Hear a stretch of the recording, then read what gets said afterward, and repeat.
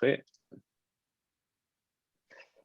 Bonjour à tous. Donc bienvenue, merci d'être venu pour ce nouveau Reading Group de Internet Measurement. Aujourd'hui, on a Kevin Vermeulen qui va nous parler d'un papier qui s'appelle Reverse Traceroute, publié à NSDI en 2010 par Ethan Kasbaset et al.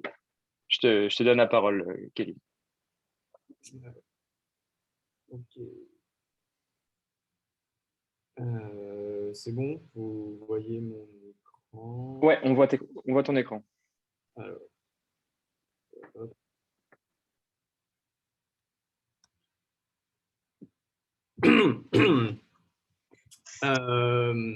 Ok. Alors, je me présente rapidement, mais je pense que vous me connaissez tous. Je suis Kevin Vermeulen. Je suis en postdoc à Columbia. Je travaille avec Ethan Kasbaset. Et donc aujourd'hui, je vais vous parler du papier Reverse Traceroute. Donc, comme a dit. C'est les slides d'Ethan qui m'a donné. Elles sont en anglais et c'était sa présentation à NSDI. Donc, il y a des choses sur lesquelles je vais m'attarder, des choses sur lesquelles je vais passer un peu plus vite parce que je trouve que c'est moins pertinent pour un reading group. Et donc, c'est un papier qui a été publié à NSDI en avril 2010 et qui a eu Best Paper Award. Donc, c'est une référence dans le domaine. Alors,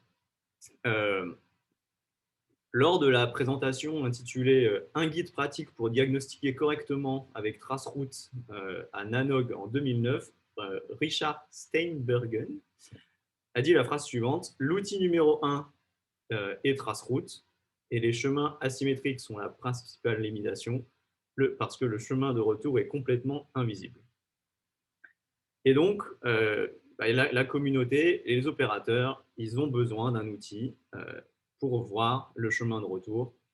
Et donc, ce qu'on appelle Reverse Traceroute va répondre à ce besoin.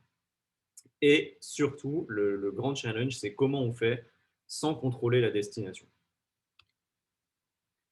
Alors, pourquoi les opérateurs ils ont besoin de Reverse Traceroute? Pour diagnostiquer un chemin, ça peut s'avérer très difficile si on ne connaît pas le chemin de retour. Ici, Ethan il présentait un problème qu'il avait vu avec Google, où il y avait des clients à Taïwan qui avaient une latence de 500 millisecondes à cause d'un problème sur le chemin du retour. Donc ici, on voit qu'il y a en fait un pop de Google qui est très près du client et pourtant, il y a 500 millisecondes de latence. Et donc, c'est parce qu'il y avait, un détour sur le chemin du retour. Pas seulement les opérateurs, mais également les chercheurs. Ils ont besoin des chemins de retour pour plusieurs raisons. Alors là, par exemple, pour la géolocalisation, donc il y a plusieurs techniques de géolocalisation qui utilisent les RT, donc la latence. Et donc avec le chemin de retour, on peut être plus précis. Et il donne d'autres systèmes, donc Hubble, qui est un système qui permet de capturer les pannes, et iPlane, qui permet de faire des prédictions de chemin. Donc ça, c'est Related Work, que je vous renvoie vers les papiers qui sont là si vous voulez plus de détails.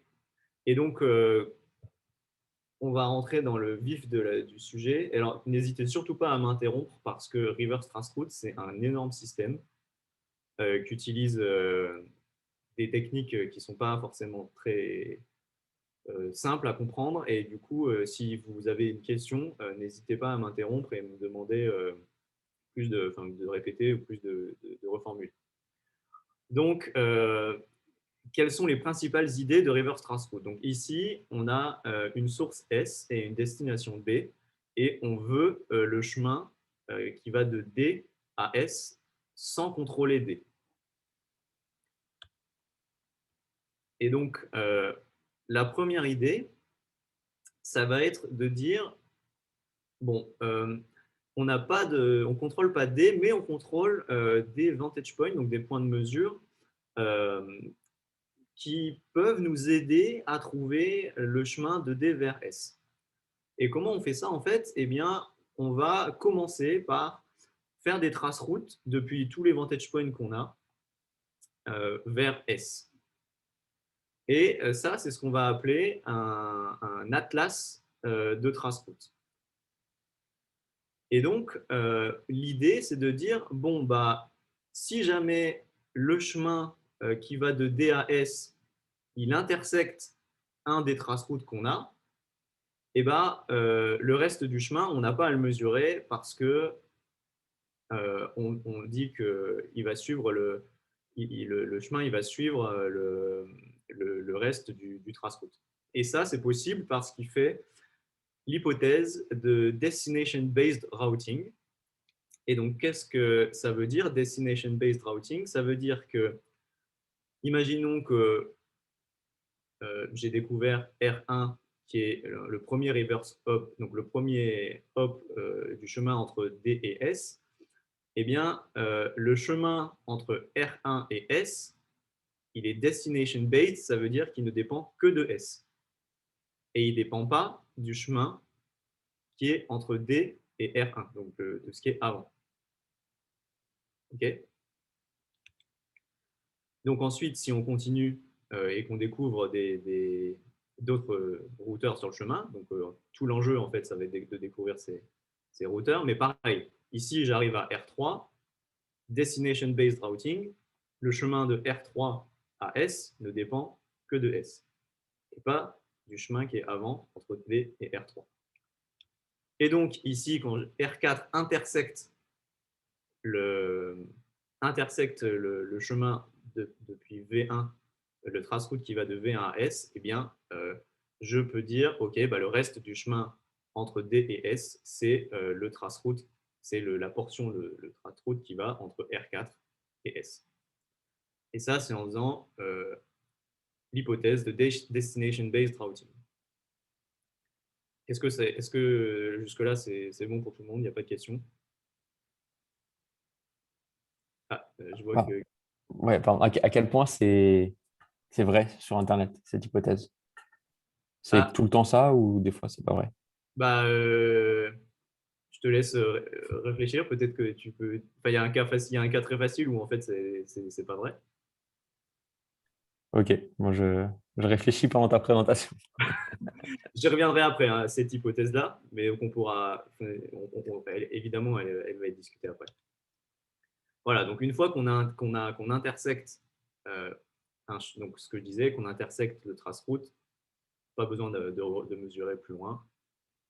Le chemin, du coup, c'est R1, R2, R3, R4, puis le trace-route qui va de R4 à S, qui était parti de V1. Donc, voilà, donc ça, c'est la première idée, c'est construire un atlas de trace-route depuis des vantage points distribués vers la source.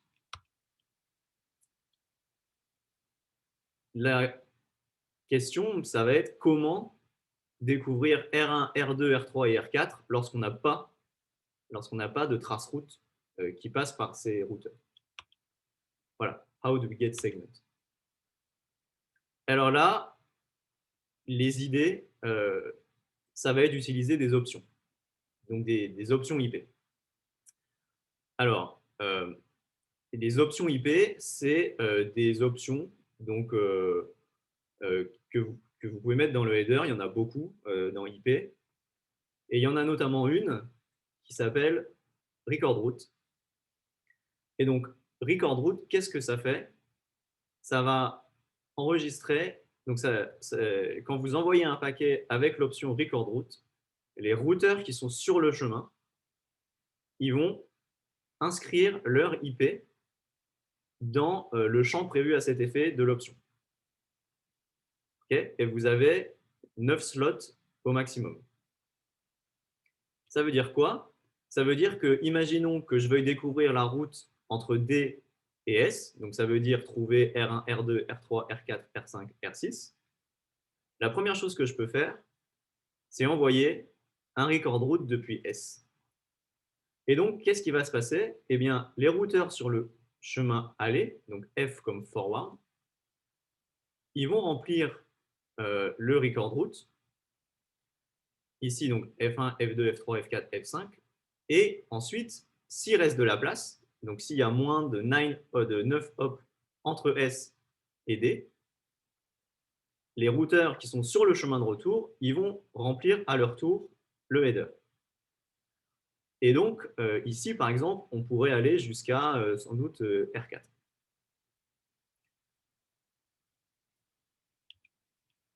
Alors ici, mais ah oui, il y a la destination, donc R3, pardon.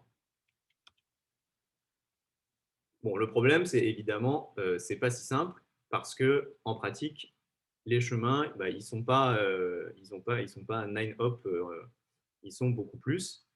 Et du coup, bah, il va falloir trouver une autre technique. En plus, il y a le, excuse-moi de te couper, en plus, il y a le, dans Record Route, si je me souviens bien, le routeur, il peut mettre à la fois son IP de ingress et d'ingress, non? Ou pas? Ouais, alors, il faut savoir quelque chose qui n'est pas précisé là, c'est que Record Route, il n'y a pas de standard de comment les routeurs doivent implémenter Record Route. Il n'y a pas de RFC qui dit le routeur doit et must stamp de paquet avec telle adresse, donc l'ingress par exemple ou l'igress. Du coup, ça fait que bah, donc les routeurs, ils ont des comportements différents selon bah, soit les configurations, soit selon le hardware, quoi. Donc, c'est pas si évident que ça, en effet. Bon, ici, si on revient un peu au problème abstrait, donc ce que j'ai dit juste avant, c'est que les chemins sont beaucoup plus longs que 9 hop, et du coup, bah, on ne va pas pouvoir utiliser record route de S jusqu'à D facilement.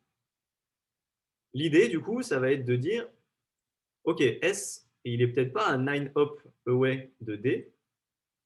Par contre, j'ai peut-être un vantage point qui, lui, va être plus proche de D et du coup, qui va pouvoir révéler des reverse hop si jamais je spoof en tant que S. OK? Est-ce que ça va cette idée? C'est bon? Du coup, si j'arrive à trouver un vantage point qui est proche de D, eh bien, je peux spoofer, donc ici, donc V3, je vais spoof, donc je vais envoyer un record route depuis V3 vers D, spoofé en tant que S. Et ici, bah, peut-être que je vais trouver R1, ce qui n'aurait pas été possible si j'avais fait depuis S, parce que S était plus loin que 9 hop. OK? Donc, ensuite, qu'est-ce qui se passe? Bah, je vais refaire exactement la même chose, mais depuis R1. N'oublions pas, Destination-Based Routing, le chemin entre R1 et S ne dépend que de S. Du coup, je vais essayer de trouver un vantage point qui est proche de R1. Ici, par exemple, V2. Hop, je vais découvrir 2 hops, disons. Et du coup, je découvre R2 et R3. Bon, maintenant, qu'est-ce qui se passe si bah, ni V1, ni V2, ni V3, ils sont assez proches de R3 ici, donc ils sont à plus que 9 hop away, bah, je ne peux pas utiliser record route parce que je ne vais pas pouvoir révéler de hop sur le reverse pass. Donc du coup, eh ben, je vais utiliser une autre technique qui est donc une seconde option qui s'appelle IP timestamp. Alors, IP timestamp, c'est une option où en fait, dans le paquet IP, vous allez spécifier des IP, vous allez spécifier donc jusqu'à 4 IP, et si ces IP sont sur le chemin entre vous et votre destination, ils vont inscrire le timestamp. Ils vont inscrire le timestamp dans le paquet. Donc, en fait, vous pré-spécifiez des adresses. Et si ces adresses sont sur le chemin, dans le bon ordre, elles vont inscrire un timestamp dans le paquet. Donc, ça veut dire que si vous récupérez des timestamps, ça veut dire que vous êtes passé par l'IP. OK? Donc, ici, qu'est-ce que ça veut dire? Ça veut dire que, imaginons que j'ai des traces routes qui ne sont pas forcément vers S, hein, mais qui passent par R3. Bah, du coup, j'ai les hops avant, les hops après R3. Donc, par exemple, ici, R5 et R4, qui sont adjacents à R3. Et comme ils sont adjacents à R3, l'idée, c'est de dire, bon, bah, comme ils sont adjacents à R3, il y a peut-être une chance qu'ils soient sur le reverse pass vers S. Ça va? Donc là, pour l'instant, tu connais du chemin de D vers S, tu connais que jusqu'à R3, c'est ça? Voilà. Pour l'instant, Et on là, connaît tu que cherches potentiellement. et là, on cherche le next hop. Et le next hop, ce qu'on dit, c'est que bah, on a des traces routes qui passent par R3. Du coup, bah, on va prendre les adjacences de R3 dans ces traces routes, donc ici R5 et R4, et on va utiliser timestamp. Alors, comment on va utiliser timestamp? Eh ben, on va dire depuis S vers R3, on préspécifie R3 et R4. Qu'est-ce que ça veut dire? Ça veut dire que quand le paquet il part de S, donc il passe par le chemin aller, il arrive à R3. R3 dit ah, ce paquet me demande un timestamp, je timestamp. Ensuite, le paquet vient sur le chemin du retour, le paquet revient chemin du retour entre R3 et S. Il passe par R4. R4 voit qu'il y a son IP dans le timestamp et que c'est à lui de timestamper, puisque R3 a déjà timestampé. Oui, Timo. Oui. Alors, jusqu'à maintenant, tu as utilisé un genre de raccourci en parlant de routeur, quand en réalité, il s'agit d'adresse IP, d'interface des routeurs. Mais ici, sur timestamp, si j'ai bien compris, il faut spécifier une adresse IP, pas le nom d'un routeur. Ben, quelque chose comme ça n'existe pas. Oui. Et alors, si on spécifie, par exemple, l'ingress et l'ingress du routeur, est-ce que le routeur va mettre deux timestamps? Alors, c'est possible, en effet. Il faut juste qu'il soit dans le même sens. Enfin, qu'il soit dans le bon, qu'il soit dans le Bon ordre. Dans le bon ordre. Premier ingress et puis egress. Ouais, c'est possible. OK? Et donc, ça, c'est vraiment. Par contre, ça, c'est pas comme record route, c'est dans la spec où tu es Enfin, parce que la notion d'ordre, elle est hyper importante là pour que le truc ça marche. Du coup, c'est garanti que si c'est pas dans l'ordre, ils vont pas se tamper. Voilà, donc imaginons que R4 soit aussi sur le chemin aller. Eh ben, il ne va pas timestamper en premier, puisque le premier timestamp qu'on demande, il est de R3. OK? Ouais, donc ça te garantit qu'il est bien sur le reverse path si tu l'as, quoi. Voilà, c'est ça. Donc, voilà, donc l'idée, c'est de. Donc là, c'est ce que je vous ai dit. R3 va stamper, R4 va timestamper, et du coup, bah, je finis par avoir mon reverse pass. Et ensuite, j'intersecte le trace route, donc la première technique que je vous ai décrite. Du coup, bah, j'obtiens le reverse pass de D vers S. Est-ce que la technique est claire pour tout le monde? Est-ce que vous avez des questions? C'est bon? On peut continuer? OK. Alors, donc là, on récapitule un peu. Donc, ça marche sans le contrôle de la destination. C'est un système où on a plein de vantage points pour pouvoir trouver des spoofers qui sont proches de toutes les destinations d'Internet, dans l'idéal. Et destination-based routing, ça nous permet à chaque fois de repartir du hop qu'on a découvert. Et donc c'est ça qu'il appelle stitch pass hop by hop. Le traceroute, donc l'atlas de traceroute, ça permet à la fois d'avoir les traceroutes qui vont vers les sources, donc pour pouvoir les intersecter, et ensuite on a d'autres traceroutes qui vont un peu partout, qui permettent d'avoir les adjacences pour la technique du timestamp. Alors, en termes de déploiement, donc en 2010, ils avaient ce déploiement. Donc, ils ont déployé donc, ce système sur Planet Lab, qui maintenant est mort. Et ils avaient un tout petit peu de nœud MLab. Bah là, les future plans, pour l'instant, donc depuis 11 ans, ça n'a pas été fait. Donc, qui était de recruter d'autres gens pour incorporer leurs sources pour pouvoir être plus proche des destinations pour le spoofing. Et aussi permettre aux gens d'inclure leurs propres sources pour pouvoir faire des reverse traceroutes vers leurs propres sources. Donc ça, pour l'instant, ce n'est pas fait. Alors, au niveau des résultats, donc en fait, il y a 3 axes sur lesquels on peut se poser des questions.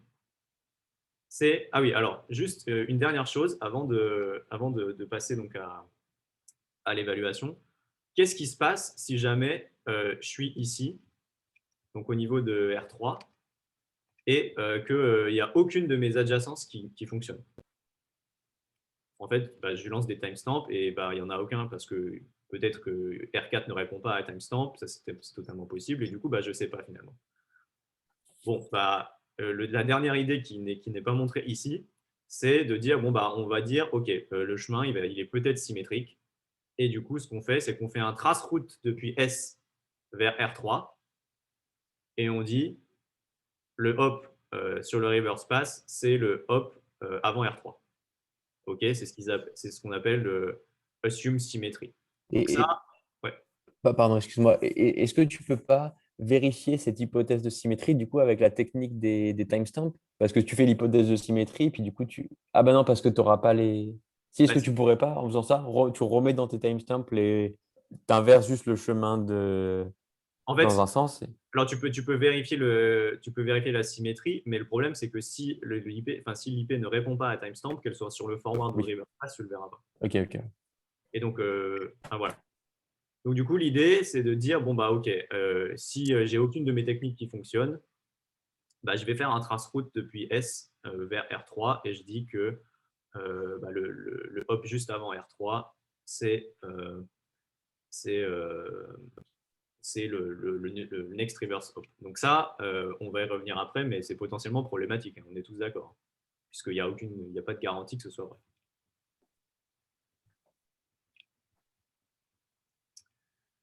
Voilà, alors au niveau de l'évaluation, dans le papier, il y a 3 choses qu'ils évaluent. Et alors la plus importante, c'est la précision. On peut se demander, déjà, est-ce que la technique fonctionne? Est-ce qu'on arrive vraiment à trouver le reverse pass entre D et S? Et alors, comment ils font ça pour évaluer? Ils vont prendre des passes où on a accès à la destination. Et ils vont faire entre guillemets, des vraies traces routes depuis D vers S. Et puis, ils vont comparer. Et alors, ce que ça donne, c'est cette CDF. Et donc ici, qu'est-ce qu'elle représente, cette CDF? Elle représente la fraction des hops qui sont vus dans le traceroute directement, la fraction des hops du reverse traceroute qui sont aussi vus, ou alors c'est là, non, la fraction des hops dans le direct traceroute qui est vu dans le reverse traceroute. Ok, donc et ils font ça à router level, donc ils ont utilisé des techniques d'alias classiques pour faire ça. Et donc on voit que dans en fait 67% des cas environ, il y a 80% des hops qui sont vus. Donc c'est plutôt pas mal. Mais alors on pourrait dire ouais, mais pourquoi pas, pourquoi en fait c'est pas 100%?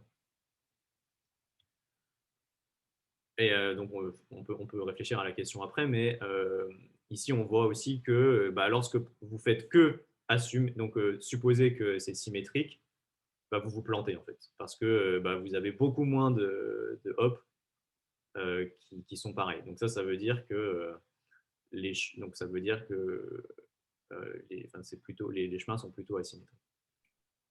Et est-ce que tu peux juste faire une pause sur ce graphique, parce que je suis un peu nul avec les CDF et à chaque fois, il faut un peu de temps pour comprendre ce qui se passe.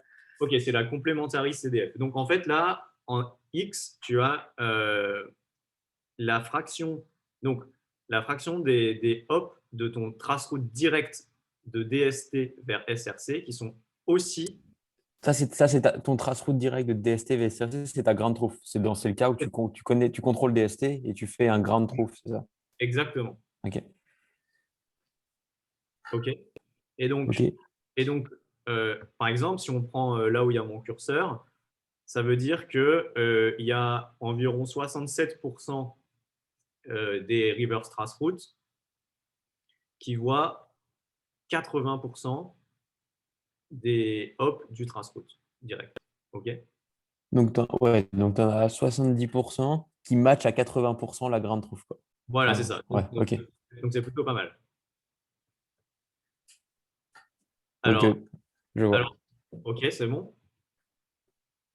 Et il y a une médiane à 87%. Donc, voilà, c'est pas mal.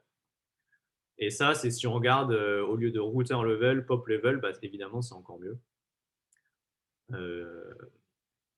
Voilà. Alors, ça, c'est une slide que j'ai rajoutée.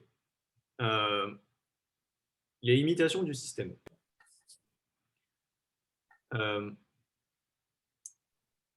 Bon, la première limitation dont on peut parler, c'est ok, si dans un moment dans mon reverse traceroute, je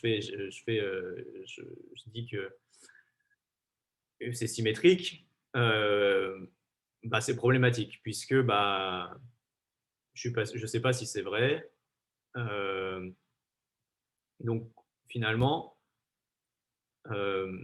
dans une récente campagne qu'on a fait de reverse traceroute, il y en a pas mal des reverse traceroute qui ont cette propriété, donc où on assume symétrie. Et donc, quand on retourne le reverse pass à l'utilisateur, la question c'est est-ce qu'on peut faire confiance au reverse pass? La deuxième limitation, c'est la question de début. Comment on fait quand destination-based routing c'est violated? Alors, je ne sais pas si tu avais trouvé le cas facile, mais le cas facile, c'est le load balancing. Puisque dans le load balancing, selon le load balancing, selon le type de load balancing, par exemple, si c'est par source destination, qui est très classique, hein, par exemple, Cisco, c'est ce qu'ils font de base. L'hypothèse de destination-based routing, ça ne marche plus. Donc, qu'est-ce qui se passe? Alors, ce qui se passe, c'est que, en fait, les options, d'après la doc, et ça c'est assez bien vérifié dans nos mesures, c'est que d'après la doc, les paquets avec options, ils sont traités avec un load balancing par paquet. OK? Du coup, ça ne crée pas de problème le load balancing. Parce que ce qui va se passer, c'est qu'on va découvrir un chemin, mais un vrai chemin. Je suis pas, enfin, je te crois, hein, mais moi-même, je ne suis pas convaincu encore. Je vous laisse processer l'info de pourquoi.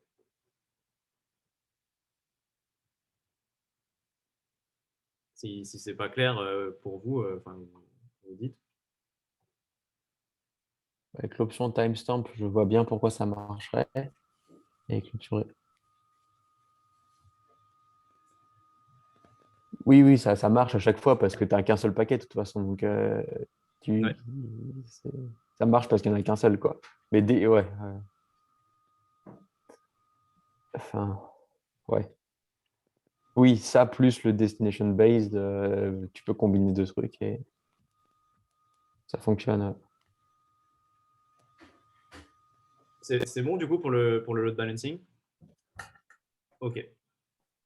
L'autre problème quand destination-based routing peut être violated, c'est dans les tunnels. Et là, c'est un peu dommage que Christelle ou Benoît ne soient pas là, mais peut-être Emeline, tu es experte en MPLS, comme ton superviseur, c'est Benoît. Oui, en théorie.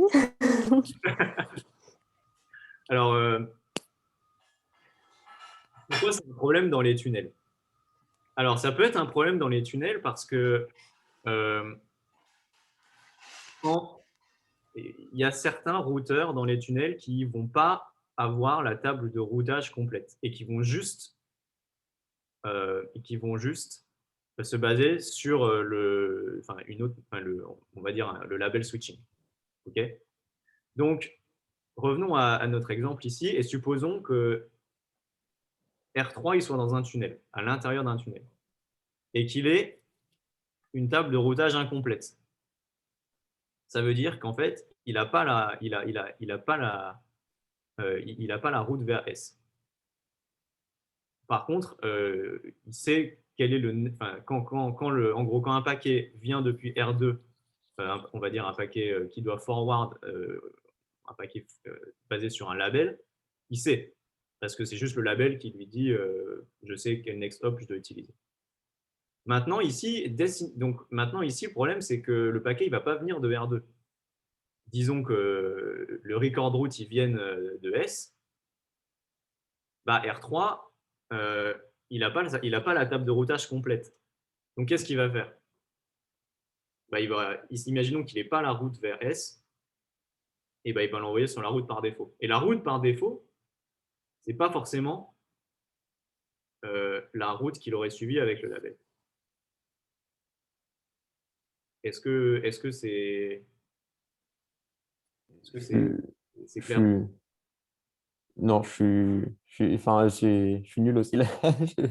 J'ai pas compris. Alors, Là, tu fais un traceroute de où à où là, dans l'exemple. Alors, je répète. Je répète. Imaginons que jusqu'à présent, tu es découvert, donc tu veux faire du reverse traceroute de D vers S. Ouais. Jusqu'à présent, tu as découvert R1, R2 et R3. Ok. R3 est dans un tunnel. Ok. Ok. Et il n'a pas une table de routage complète parce que il n'est pas censé devoir générer du trafic. Oui, donc mais c'est genre, par exemple, c'est pas un routeur IP, quoi. C'est juste R2, par exemple, c'est l'ingress d'un tunnel Voilà. MPLS et lui, il a juste des labels. L'entrée du tunnel, il est R2. R2, c'est un tunnel MPLS. Du coup, quand R3, il a juste sa table de label Ok. pour pouvoir router. Ouais. Mais pas de bol, mon record route que j'ai envoyé, il a découvert R1, R2, R3. Donc du coup, qu'est-ce que je dis? Destination-based routing, je peux repartir de R3. Ok. J'envoie, donc du coup, ce que je fais, c'est que j'envoie un paquet depuis S vers R3. Sauf que R3, il regarde il a une table de routage qui est incomplète. Il n'a pas S dedans. Ok. Oui, c'est parce que ça ne sera pas rentré dans le tunnel par R2. Du coup, soit c'est pas le même label, soit toi, tu le bypasses le tunnel et tu vas direct. Exactement. J'ai compris. Exactement.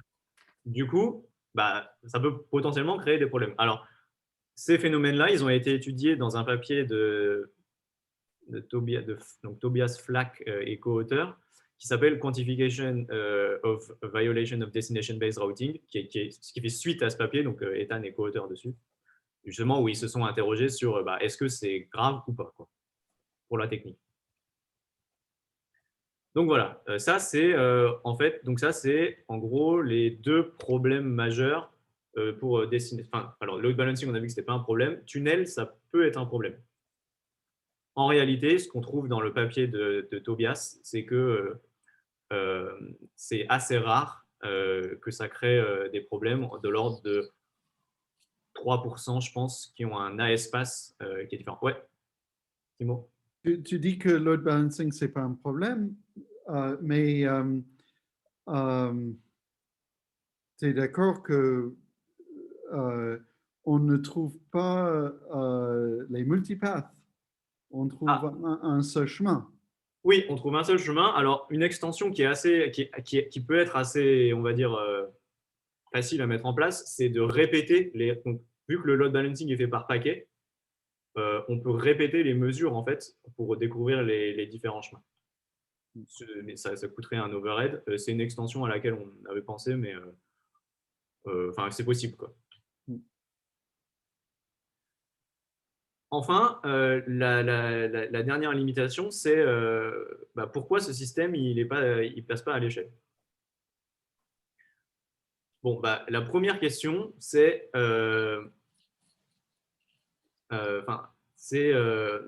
lorsque vous devez spoofer, donc vous essayez de trouver un vantage point qui est proche de la destination, il y a une question qui se pose, c'est lequel j'utilise. Et donc, ce serait bien de pas utiliser. Donc, si vous avez 150 nœuds, si vous avez 150 vantage points, ce serait bien de ne pas utiliser les 150. Donc, imaginons qu'il n'y en ait qu'un seul qui puisse découvrir un reverse hop avec record route. Ce serait bien de ne pas utiliser, et ce serait bien de le trouver avant que ce soit le 150e. Donc, ils avaient fait. Donc, ce qu'ils font, c'est que ils font des campagnes de record route depuis les vantage points vers les différents préfixes d'Internet pour voir à peu près à quelle distance ils sont. Mais la technique n'est pas terrible parce que c'est un peu technique. Ils font un cover set sur le nombre de destinations qui sont couvertes dans le préfixe. Je vous invite à aller lire le papier pour plus de détails. Mais ça crée beaucoup d'overhead et surtout, ça ne donne pas de conditions sur quand est-ce qu'on s'arrête. Et ça, c'est très problématique parce qu'il y a des destinations qui ne vont pas être à 9 hop away. Et du coup, il va finir par tester tous les vantage points. La deuxième question, c'est OK, j'ai un atlas de trace route. Donc, j'essaye de construire cet atlas de trace route. Comment je choisis les traces routes? Évidemment, l'idéal, ce serait de dire, facile, j'ai illimité de budget sur Ripe Atlas, je fais tous les traces routes possibles depuis les nœuds Ripe Atlas vers des sources et hop, c'est bon. Non, ça ne marche pas comme ça, puisque soit on n'a pas illimité de budget, soit c'est trop long à faire quand on augmente le nombre de sources, etc. Donc, comment on choisit les traces routes? Ça, c'est une autre question. Et enfin, comment on gère l'obsolescence, je pense, des traces routes. Parce que si on a... La péremption. La péremption. La péremption, je dirais. Quand on intersecte un trace route, on n'a aucune garantie qu'il soit encore valable. À moins de le refaire immédiatement, on n'a aucune garantie qu'il soit valable au moment où on a intersecté. Donc, imaginons qu'on va faire des longues campagnes de reverse trace route, des jours, des semaines. C'est un problème. Voilà. Alors, en conclusion, trace route, c'est très utile, mais ça ne donne pas le reverse pass, donc ça, c'était la motivation. Et voilà, reverse trace route, il fait ça. Donc, je n'ai pas donné tous les use cases, mais il y en a plein dans le papier. Vous pouvez voir comment ils ont débugué des problèmes. Donc, il y avait le problème de Google au début. Il y avait aussi comment il peut trouver des routing detours, etc. etc. Voilà. Donc, c'est tout pour moi. Et j'espère que j'ai été assez clair. Je sais que c'est des techniques qui ne sont pas très faciles à moi. Moi, ça fait 10 mois que je travaille dessus, donc elles sont claires pour moi, mais j'espère que j'ai réussi à vous les rendre un peu claires parce que c'est pas très très évident, je pense, au premier abord. Donc voilà, si vous avez des questions, allez-y. Oui, moi j'aurais une question. On sait j'imagine ça a déjà été fait, mais à quel point les passes sont asymétriques dans Internet, il y a une évaluation de ça? Alors, pas avec Reverse Traceroute, mais il y a des gens qui ont fait des études, ouais, notamment en utilisant les sondes RIPE parce qu'ils contrôlaient la destination. Mais avec Reverse Traceroute, en fait, le problème, c'est que, comme ce que j'ai dit, c'est que c'est pas, en l'état, quand il a été publié, c'est pas un système qui passe à l'échelle. Donc, ils n'ont pas pu faire de campagne. En gros, ils avaient réussi à faire quelques milliers de Reverse Traceroute en un jour, quoi. Donc, c'est insuffisant pour pouvoir c'était insuffisant pour pouvoir avoir une idée de comment les chemins sont asymétriques sur Internet. Et du coup, les seules études qu'on a mais qui sont un peu, qui peuvent aussi être également biaisées, parce que prendre les sondes Drive Atlas, on sait qu'elles ont une distribution qui est pas représentative d'Internet. Et du coup, mais oui, il y a un papier, si tu Google Scholar, le Asymmetric Pass, je pense qu'il y a un papier, ça doit être PAM, il me semble. Je ne sais plus l'année, mais ouais. Ok, oui.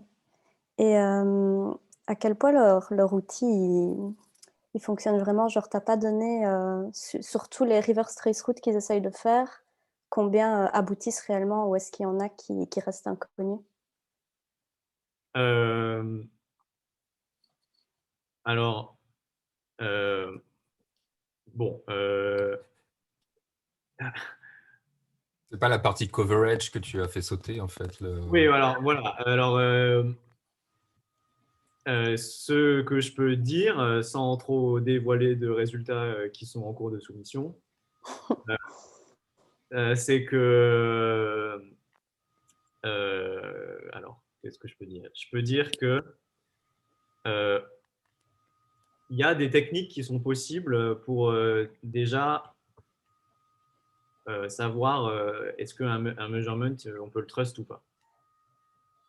Ensuite, en termes de coverage pur, il faut savoir qu'on est à peu près, donc là, il y a un papier de Brian Goodchild, publié à IMC en 2017, qui s'appelle Record Route Option is an Option.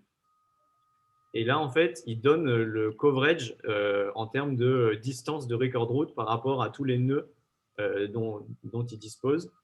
Et ce qu'il trouve, c'est qu'ils ont environ 66% des IP qui répondent à record route qui sont à moins de 9 hops. Donc, ça veut dire que… Et je pense que le nombre d'IP qui répond à record route, c'est… je veux pas dire de bêtises, mais je pense que c'est 75% de ceux qui répondent au ping aussi, en prenant la hit list de Impact. Mais alors, la hit list de euh, ISI hit list, le papier de John Heinemann. Je t'invite à regarder si tu veux plus d'infos, il y a le papier Record Route is an Option qui décrit tous ces résultats-là. J'espère que j'ai pas trop dit de mauvais chiffres, mais dans ma mémoire, c'est ça à peu près. Est-ce que c'est pas fortement biaisé parce que en fait, répondre aux options IP à partir d'un réseau académique, en fait, tu restes sur pas mal de sauts sur des réseaux académiques qui en général répondent toujours. Et si tu essayes à partir d'un accès résidentiel chez un opérateur privé, très souvent, tu es vite bloqué, en fait. Donc, est-ce qu'on n'a pas un biais, en fait, du côté… En fait, il faut savoir que les nœuds de où tu peux spoofer, donc c'est les nœuds MLab. Et les nœuds MLab, ils sont très, très bien situés dans le réseau. D'accord. Ils vont être plutôt cœur de réseau. Il y en a chez Telia, chez Level3. Et alors, le petit bonus, c'est qu'il y en a un chez Hurricane Electric. Et Hurricane Electric, il n'y a aucun de leurs routeurs qui stamp.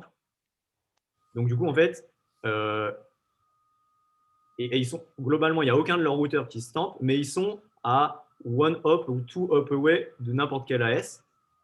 Ce qui fait qu'en fait, ils vont laisser les slots. Le paquet, il va passer. Il va passer dans leur AS. Donc, le forward pass, il ne va pas stamper. Mais par contre, il va pouvoir découvrir des IP du reverse pass parce que le paquet, il aura quand même été forwardé, mais il arrive au niveau de la destination et il n'a presque pas de saut. Enfin, il n'a presque pas de saut dans record route. Donc, en fait, avec un vantage point, qui est extrêmement bien placé, plus ce trick de Hurricane électrique, on arrive à reach presque, je pense, 50% des destinations déjà. Bon, évidemment, ça ne scale pas parce qu'on ne peut pas envoyer 100 000 record routes paquets par seconde depuis un nœud, puisque les paquets avec option, ils sont beaucoup plus rate limités que les paquets normaux. Mais bon, voilà, donc la réponse, c'est comme les nœuds MLab sont très bien placés, on peut arriver à reach beaucoup de destinations à moins de 9 hops. Est-ce que la question d'Emeline, c'est pas finalement le pourcentage de temps que l'outil marche, c'est la proportion de chemin où vous assumez la symétrie. Mais je ne sais pas si vous l'aviez calculé enfin si ça avait été fait dans l'article original, le nombre de. Alors, en fait, non, alors ouais, alors tu as raison. Si on discarde tous les chemins où on a de la symétrie, on arrive à peu près à un peu moins de 50%, je pense, des reverse traceroutes. Ok, donc dans l'étude originale, 50% de tout ce que tu probes, ça fonctionne, et 50 autres %, tu peux pas, du moins tu peux pas conclure juste sur la base des options, quoi. Ouais, exactement. Mais tu peux clairement augmenter ce pourcentage selon le type de Des vantage points. selon le type de hop où tu as assumé symétrie. On s'est rendu compte de certaines choses qui nous permettent d'augmenter ce pourcentage. Et donc, voilà. Je me demandais un truc, après, je ne sais pas si, je sais pas si la question est stupide ou pas. C'est est-ce que. Enfin, moi, la question que je me pose, c'est est-ce que les découvertes que tu fais avec Reverse Traceroute, c'est-à-dire par exemple les nœuds que tu découvres avec les IP que tu découvres avec Reverse Traceroute, est-ce que il n'y a pas des fois où tu pourrais les trouver avec le même set de Vantage Point, mais avec d'autres traceroutes? Tu vois, genre par exemple, tu fais un Reverse Traceroute avec tel Vantage Point.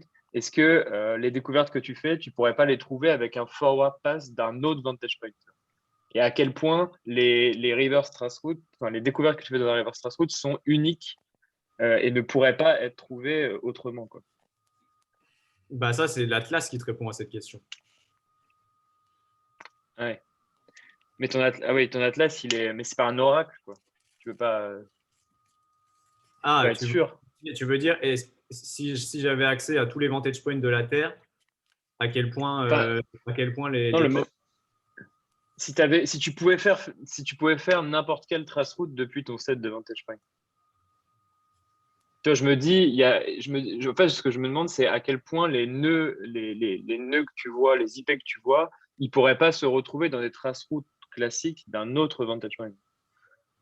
Alors, Mais bon, après, c'est peut-être extrêmement dur à évaluer, je sais pas. bah non, parce que c'est relié à ce point ici, là. Comment tu choisis tes traces-routes de l'Atlas? Puisque Ouais. si tu as un budget limité, ce dont tu as envie, c'est d'avoir les traces-routes qui vont Oui. avoir un set de traces-routes qui vont couvrir le plus Ouais. populaire, entre guillemets, d'Internet. Ouais, je vois, ok. Alors, ce dont on s'est rendu compte, c'est qu'en fait, bah, tu as une espèce, comme tu as un espèce d'arbre en partant de ta source, c'est très facile de capturer les premières strates, on va dire, les IP qui sont pas loin. Par contre, dès que tu commences à aller plus haut, à t'éloigner de ta source, bah, les IP, elles sont presque à chaque fois uniques. Ok, je comprends. Voilà, c'est ce dont on s'est rendu compte. Est-ce que ça ne dépend pas aussi un peu de c'est quoi notre objectif quand on fait des mesures? Par exemple, si on veut juste une carte sans information de flux et de trafic, alors Reverse Traceroute n'est peut-être pas très utile s'il découvre la même chose que d'autres traceroutes. Par contre, si on veut des informations de trafic, alors là, ça devient utile. Ouais, alors sur ta première remarque, dans le papier, il y a un use case qui est donc topologie discovery. Et en fait, donc ça aussi, il y a un autre papier qui est lié qui s'appelle Discard de Rob Sherwood, qui était SIGCOMM 2008, je pense, qui montre en fait que Record Route, en fait, il va découvrir des IP qui ne sont pas forcément vus par les autres par les autres, on va dire, systèmes qui font de la topologie discovery, parce que il va découvrir des IP, tu sais, qui vont être typiquement des egress plutôt que des ingress qui sont d'habitude découvertes par traceroute. Donc, tu as quand même un gain en topologie discovery. Après, je suis d'accord avec toi que si tu veux juste une carte, c'est peut-être pas, donc reverse traceroute, c'est pas forcément l'outil ultime. On parle là, reverse traceroute, je pense que les use cases qui sont les plus utiles, c'est de pouvoir voir si ta route est symétrique pour pouvoir débugger des chemins, un peu comme, c'est un complément à traceroute, quoi. Oui, je vois.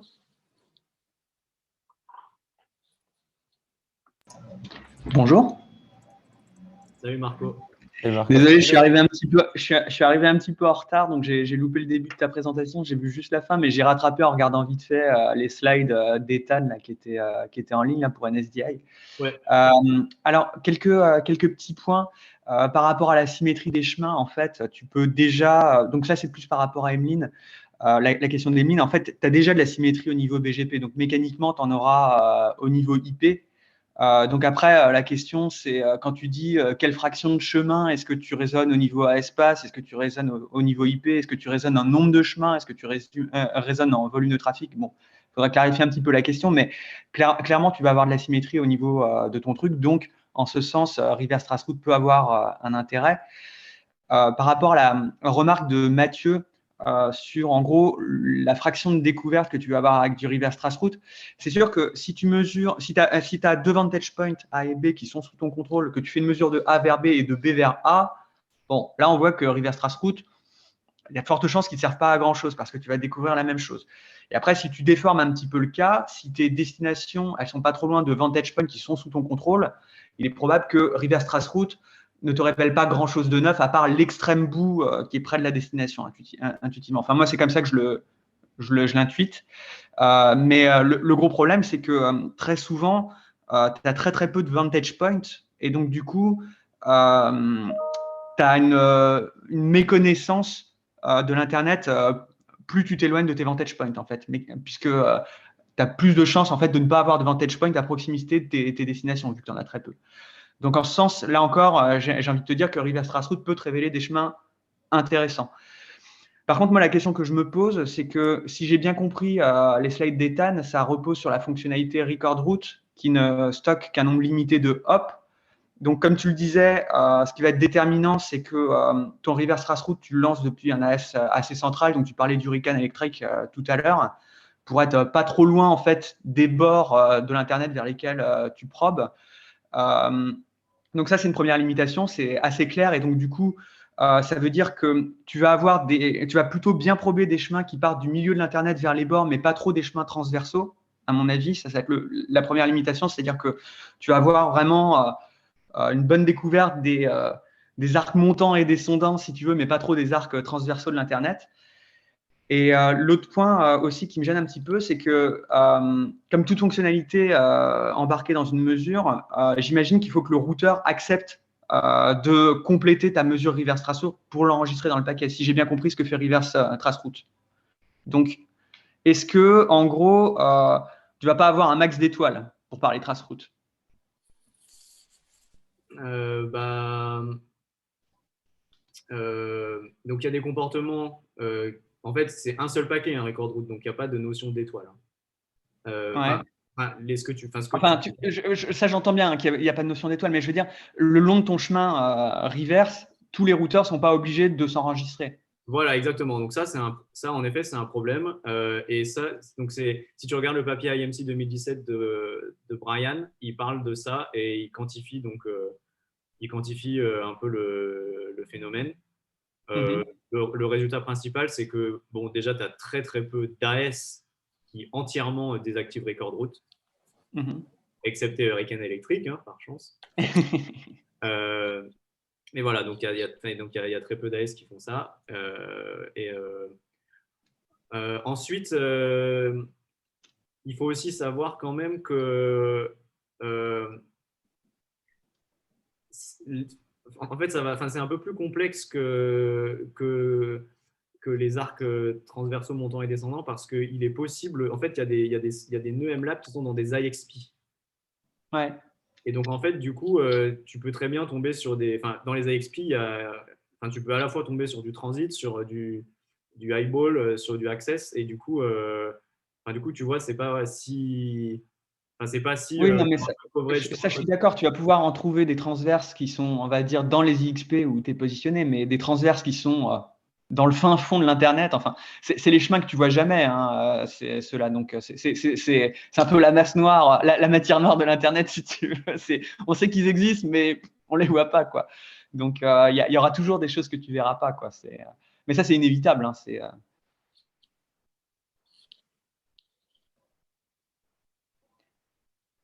Et l'autre question que je me posais, c'est, je ne sais pas depuis quand existe Recordroot, mais j'imagine que ça n'est pas supporté par tous les équipements non plus aussi.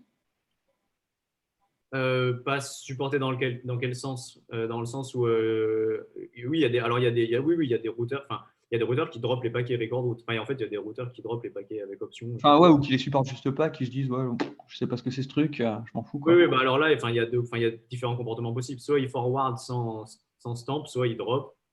Enfin, voilà. Enfin, du coup, ça rend donc, enfin, du coup, ça rend du coup cette question ici de how to trust a measurement, enfin, ça la rend vraiment importante, quoi. Est-ce qu'on est capable, quand on a un reverse pass, de le regarder et de dire bon, bah, celui-là, je peux le trust, celui-là, un peu moins.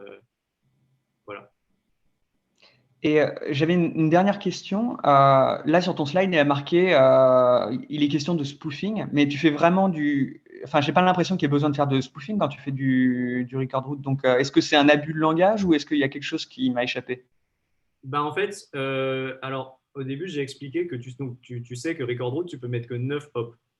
Ouais, Donc, en fait, toute l'idée de la technique, c'est d'essayer de trouver un vantage point qui est proche de la destination ouais. et de spoofer en tant que ta source. Ouais, mais ça, le spoofing, tu peux pas en faire de partout. Enfin, tu as plein de FAI qui disent désolé, mais là, ton paquet, Ouais, il alors pue un peu, quoi. sauf que Reverse Traceroute, il est déployé sur MLab et que Ouais.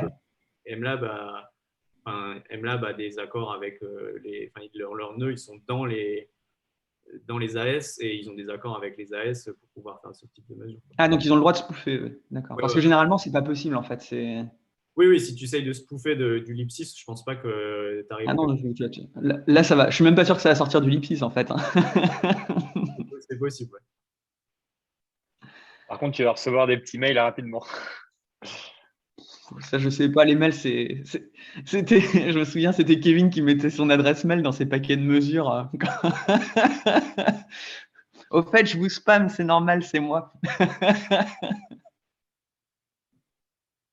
Il signait ses méfaits. C'était drôle. Bon, bah voilà. Moi, j'ai fini pour mes questions. J'en profite pour passer un petit bonjour à Sarah que j'ai pas vue depuis très très longtemps. Donc, Allez, voilà. ça va toi? Oui. Ça fait J'espère vraiment que tu vas bien. longtemps, Oui.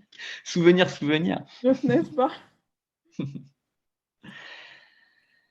Et juste, Marco, tu dis Kevin qui mettait son mail dans ses paquets, mais récemment, j'ai vu des boîtes qui font du scan d'Internet au niveau scan des ports, des serveurs web et tout. Et donc, ils font des requêtes HTTP GET sur certaines pages. Et en fait, dans Ouais. le contenu de la requête HTTP, ils mettent toute une pub pour leur truc. Ils disent tel service de telle boîte, on scanne Internet. Si vous voulez en savoir plus, allez sur notre site Internet. Et du coup, ils peuvent encoder tout ce qu'ils veulent, quoi, vu que c'est le corps de la requête. Donc, Ouais, il faudrait qu'ils c'est mettent fou. des liens vers des pubs pour Ouais. qu'ils se fassent de la maille. Du coup, Comme ça, la recherche deviendrait indépendante. Ça ferait, tu sais, comme les sites gratuits qui mettent de la pub, là, tu ferais pareil. Les gens y cliqueraient. dans les logs de ton serveur, tu as de la pub. Exactement. Merci Kevin. En tout cas, comme tu sais, j'ai lu en partie l'article de River Trace Route, mais comment dire, j'avais compris, mais j'étais pas certain à quel point les données étaient, enfin, pas correctes, mais de la qualité des données. Maintenant, j'ai compris pourquoi ça marchait, même en présence de load balancing et tout. C'est bon? Je suis, me voilà rassuré sur le système. Ok. Bon, c'est chouette, alors. Je vais arrêter. Ouais, d'autres questions? Si, ouais, peut-être il y a des dernières questions et après je vais arrêter l'enregistrement.